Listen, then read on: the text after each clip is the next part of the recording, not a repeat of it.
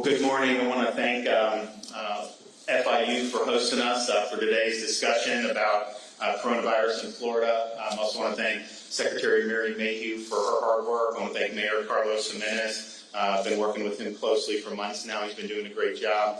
And then also want to thank our hospital executives for being here from Palm Beach, Broward, and Miami-Dade, and we appreciate you guys. I'm just going to go over a few things real quick, and then we'll get into a discussion in terms of what's going on in the state of Florida. Let's see, there we go. Yeah. All right. So we've now done over 1.5 million individuals tested. We're doing it at a clip now that, hopefully we can reach 2 million very soon. I think that's good. Right now we're about one test for every 15 people, which is a pretty good clip, and we're going to continue doing that as we go forward. I think one of the things to look at the trends that's very important is what is the median age of those people who are testing positive. And the reason why is I think we know now, after having dealt with coronavirus for all these months, that the mortality and morbidity is very closely linked to age. And those under 40 in particular, who don't have any significant underlying conditions, are much less likely to be hospitalized or to suffer a fatality. When we started this, the median age, I think, was in the 60s in the state of Florida for the test. Now, there wasn't a lot of tests being done.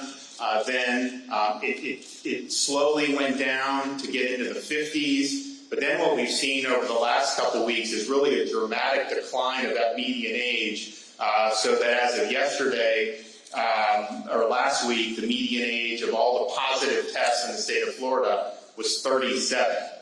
And I can tell you, with the cases we're seeing today or this week, which have been increased cases, that median age is plunging even further. So for the results that came out today for 6/18, the median age of positive tests is this in the following counties.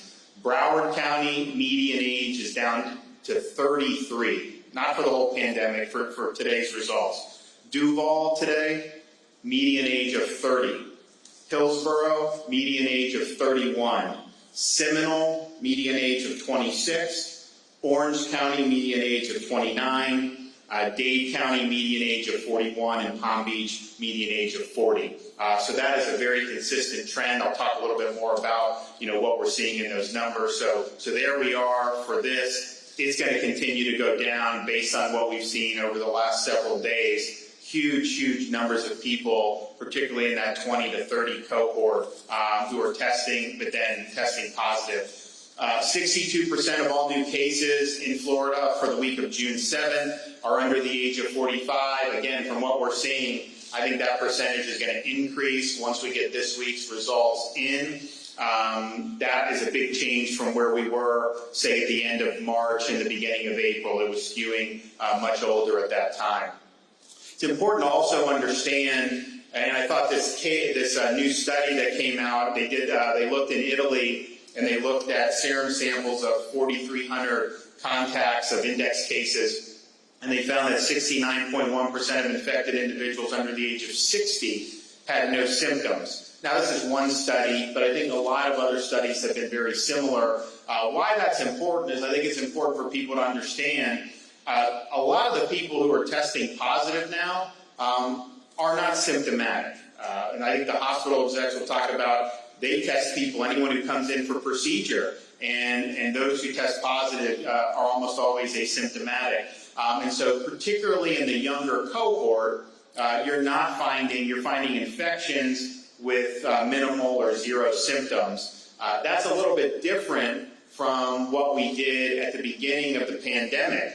We were talking before we came in, if you were somebody that was 25 and you were not symptomatic, and you wanted to go to like a drive-through test site in March, you would not have qualified to get tested. Part of that was the CDC guidelines. Part of that was the resources were less than they are now. So that was really focused on those folks who were most likely to suffer clinical consequences. So when we first did the big site in Broward County with the National Guard and Memorial Healthcare, we had first responders and healthcare workers, but then symptomatic individuals age 65 or above. and that was a screen. As we started getting into April, had more capacity, started lowering that age, still required the symptoms. Now what you're doing is you're testing anyone that wants to test. No requirement that you have symptoms, at least at the state of Florida sites. And so you're definitely seeing a different complexion in terms of the ages of people who are being tested. Here's a look just to see for comparison. The week of April 5th, there were almost 12,000 tests conducted, people ages 25 to 34. This past week, there were almost 3 times that many tested in that cohort. Obviously, there were more positive cases found as a result of that. And then compare 65 and plus, you had only 16,000 cases or tests conducted week of April 5th, but 1,800 positive cases. This past week, we had almost 71,000 tests conducted, but only 1,464 positive cases. That's going into these nursing homes, doing blanket testing there. Obviously, anyone that comes and presents as symptomatic, but to go have that big of an increase in tests and then actually have the positive cases decline, that's a very, very good sign. Here's one thing to look at, and I think, I said from the very beginning when we started really increasing the infrastructure in terms of phase 1, I said, look, there's going to be workers that go, just their employer says to get tested, people are going to go. You're going to find more asymptomatic cases. As you test more, you find more, and that's basically been something that we believe from the beginning. So I said back in April, you're going to see Florida, if we're testing 30,000 a day, you're going to see us identify 2,000 plus cases. That's not going to be something that's unforeseen. And I think that that's true, and I think that's part of what we're seeing now. But I also think you look at, and I think this week too you look at this positivity rate, there's a big difference that's developed between the positivity rate for people that are 65 and up, who are the most at-risk age group, and then the other demographics. And you're starting to see increases in the positivity, particularly for those under the age of 45. So that's something you're looking at, because if you test 2 weeks ago 5,000 people and get 100, and then you test 2 weeks later and you test twice as much and you find twice as much, that's kind of what you expect, particularly if most of these are asymptomatic. When the positivity is going up, that's an indication that it's circulating more, at least amongst those age cohorts in the community than it had been previously. So that's something you're watching. I think you've seen an increase in the positivity the last few days. I think it was even 10%. We've typically been around 4% statewide. Last week, you started to see that inch up because you had some discrete outbreaks. You still have some of that, but you definitely see in that 25 to 34 category, and actually even in probably the 18 to 24 as well. You're starting to see more positives regardless of the number of tests. So that's something that we're obviously keeping an eye on. Fatalities by day in Florida, we've showed this before. We've not had anybody COVID-related under the age of 18 or under, which again shows the age stratification with how this disease does. And we have 86% of all the fatalities in Florida have occurred in age 65. I guess that got cut off at the bottom, in age 65 and plus cohort. And we have had more fatalities age 90 and above than age 65 and under. So it's a very clear stratification in terms of the consequences. And so because of that, we've really worked hard with the long-term care facilities. We've now completed, either tested or offered a test to every resident in the state of Florida, as well as staff. We are happy to have done that, and I'll go through some of the results of that in a minute. But we also understand you can test somebody one day, they can come back negative. It doesn't mean that they can't acquire the virus later.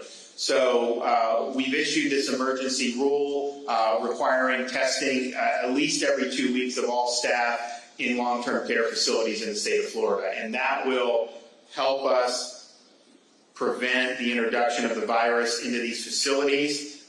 Many of them have done a good job of that, but when you have asymptomatic spread, you need to continue to do that. We also have dedicated nursing facilities that are in use. We're going to have one in Miami-Dade very soon. So these are COVID-only nursing facilities. If you look at the hospitalizations, it'll go through the general numbers. But on any given day, because we require nursing facilities to transfer patients to areas they can be isolated if they're COVID positive. Many of these facilities just can't isolate. So if you don't isolate, it spreads, and that's obviously the most high-risk community. So this gives the opportunity to transfer a COVID positive resident of a long-term care facility to COVID positive areas if that person does not need to be hospitalized, medically stable but COVID positive. And there are actually a number of these seniors who are up in years, and they're even asymptomatic, or some have minimal symptoms. So this gives opportunities, whether it's Dolphin Point in Jacksonville,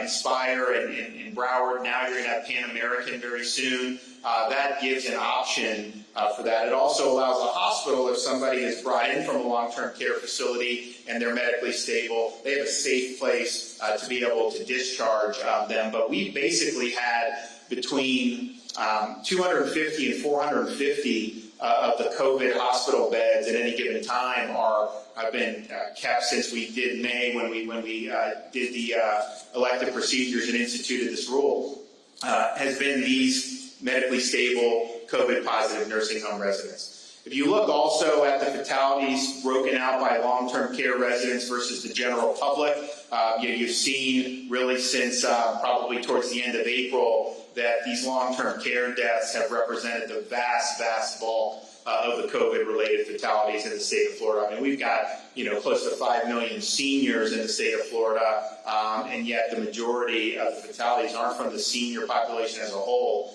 really from that cohort, that very high-risk cohort. So we went through and did the testing, and obviously people were being tested right off the bat to the extent there were symptoms initially. But as we got into April, we realized that, okay, we had screening, we had no visitation, we had all these things in place, and it was effective in a lot of them, but you did have asymptomatic spread that the staff would bring in for the and infect some of the residents. And so you started to see outbreaks, some in like Suwannee County, we've seen them some in South Florida.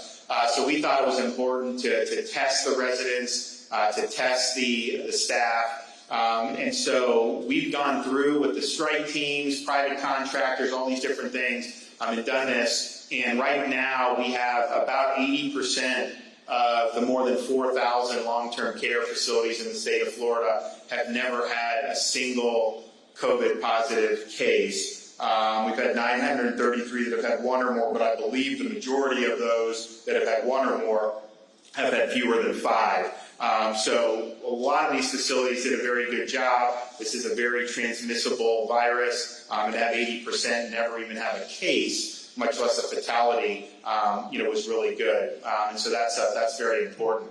And you see also one trend that we've noticed. We are seeing decline in cases in long-term care facilities. We're seeing fewer outbreaks. I mean, there was a time in April, May, it seemed like, every other day there'd be some type of outbreak. You still have some cases, obviously, but there has been a decline, which is a good thing. And those are the patients that are going to have the highest acuity. They're going to be most likely to be hospitalized if you do have an outbreak. And as I mentioned, we're between 250 and 450 medically stable long-term care residents are in hospitals.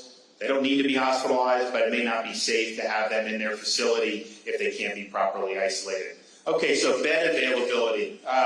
We have twice as much capacity in the hospitals throughout the state of Florida today than before the pandemic began.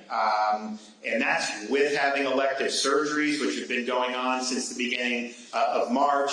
And you see it, every which way. The total number of COVID patients statewide has always been a small fraction of the total hospital beds in the state of Florida. So there is capacity. The hospital execs will speak to this, but there's plenty of capacity here in the state of Florida. And we knew, there was a lot of predictions that Florida's going to run out of capacity in the middle of April. Obviously, that didn't happen. But then right now, even with the elective procedures, in a much better position because we have ample testing resources, ample PPE, know more about the illness. So things are all these folks I think are in really good shape with that. So mitigation efforts. What we're seeing is increased cases in mostly asymptomatic, but increased cases in a younger cohort. We've messaged from the beginning of March that those who are elderly or have significant underlying medical conditions, need to be avoiding crowds and avoiding contact outside the home as much as they can. And I can tell you, the seniors in Florida have done a really, really good job. You don't have that low of a positivity rate unless that's the case. So they've done a really, really good job in terms of the social distance, in terms of making sure they're looking out for themselves. I think that we've started to see, some erosion in the social distancing from probably some of the younger population. So the Department of Health is going to be launching some public service announcements, reminding folks of some of the things that you can do. I mean, if you're just a normal, healthy, younger individual, doing things like frequent hand washing and sanitation, staying home when sick, social distancing, and wearing a mask, when you can't social distance, those things are very, very important and can help reduce the amount of transmission that we're seeing, particularly in those age cohorts. So I want to turn it over. We'll let Mayor Jimenez make some comments, Secretary Mayhew, and then we'll hear from our hospital folks, and we're just going to have a little discussion.